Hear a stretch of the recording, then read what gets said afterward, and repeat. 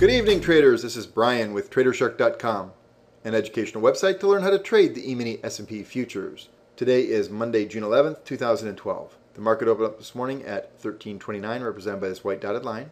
We generally don't trade the first 15 minutes of the day. We have an opening range. In this particular case, coming out of the no trade zone, we did have a nice hook pattern set up to the downside. We got a total of 18 ticks. Target 1 and target 2 were hit. Nice little pullback up to the moving average and continuation to the downside. We had several other opportunities that we talked about in the room, and none of them were really nice clean setups. If you got in on this first trade, you probably could have had to take a full stop out.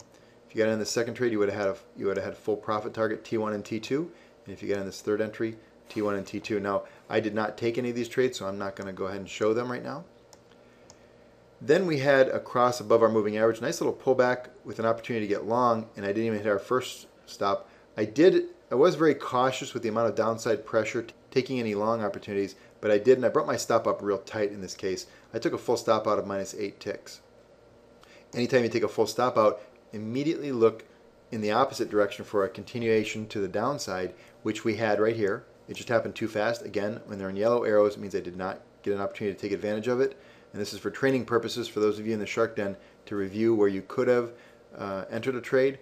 We then had another opportunity right here at around just before 11 o'clock, an opportunity to go short. Target 1 and target 2 were hit for a total of 10 ticks. You really had to stay in this trade until it materialized out to the full 13.12.25 area, which also was our Globex range low. At 13.15, we had the hourly range low, and that's why you had this sideways consolidation.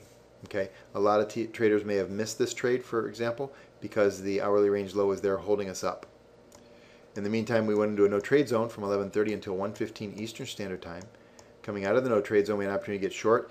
Again, there's different profit targets. Now, if you're doing static targets, which would be, plus 2 ticks, plus 6, plus 8, then that's fine. That's the easiest, probably the least effective way. If you have a trailing stop, then your target 1, target 2, target 3 would have gotten hit for a total of 13 ticks in this particular trade.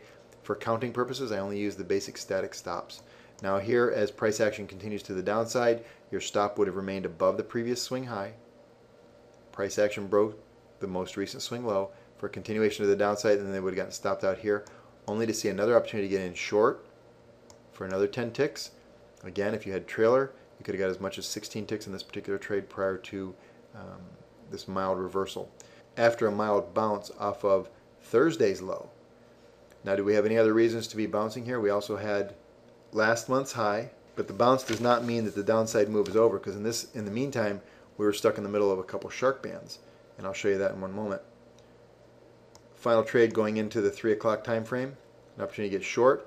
Now notice how our momentum indicator dropped in below into the oversold territory.